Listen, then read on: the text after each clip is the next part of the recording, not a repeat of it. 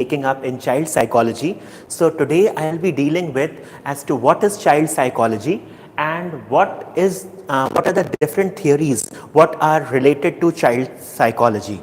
So when starting with child, firstly we should get to understand that what do you mean by psychology. So psychology is the science which is dealing with the human nature, function and phenomena of his soul in the main. So students and viewers, do remember that the psychology, it is basically the study of the human mind, and it is dealing with the nature, function and phenomena of his soul in the main.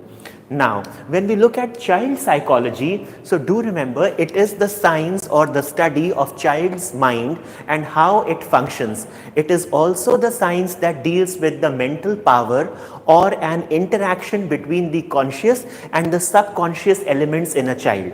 So, as I've already said, that when we look at what is a child, when we deal with the child psychology, it is very important that the child should not be confused with a miniature adult. He is a distinct separate entity, and in child psychology we study about that how the conscious and the subconscious parts of the mind is functioning in how the interaction is occurring. Now moving on, what do you mean by the term emotion? So emotion actually means it is an effective state of consciousness in which joy, sorrow, fear, hate or the likes are expressed. So when we look at emotion, means it is something what is giving you a feeling or energy to your motions. So when we look at the definition of emotion, it is actually an effective state of consciousness where certain feelings such as joy, sorrow, fear, hate or likes are expressed.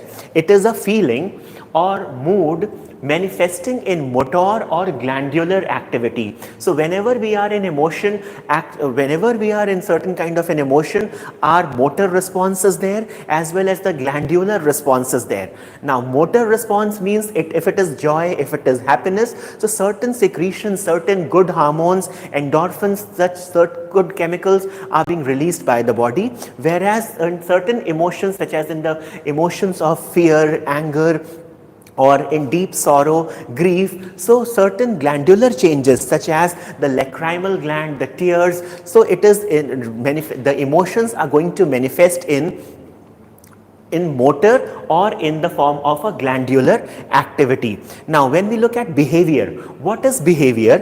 Behavior, it is any change observed in the functioning of the organism. So students and viewers, when we look at behavior, the definition of behavior says that in response to a particular stimuli, it is the change in the functioning of an organism, how it is any change observed in the functioning of an organisms. So students and viewers, this was a very short discussion where I have given you the important definitions as to what is psychology, what is the definition of child psychology, what is emotion and what do you mean by behavior. Moving on to the next, in pediatric dentistry, it is very important. We need to know what do you mean by behavior management.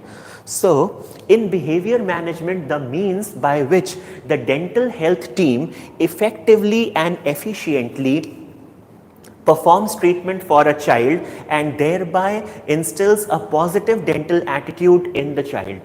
So, students, according to Wright in 1975, he has given this definition, and it is very important in pediatric dentistry because when the patient is coming to the pediatric dental operatory, he is just a miniature adult, he is absolutely unaware of the settings of the dental operatory. So, what the treatment, the dental healthcare professionals, what they are going to do, they should be able to perform the treatment in an effective and an efficient way, as well as thereby when the patient is departing from the clinic, the child patient should be instilled with a positive dental attitude. Now it can also be considered as an attempt to alter the child's behavior and emotion in a beneficial manner according to the laws of the society. So students and viewers, in this video I have discussed about what is the psychology, what is the definition of child psychology, what is emotion and what is behavior. In the next video we will be discussing about the theories and the classification of child psychology.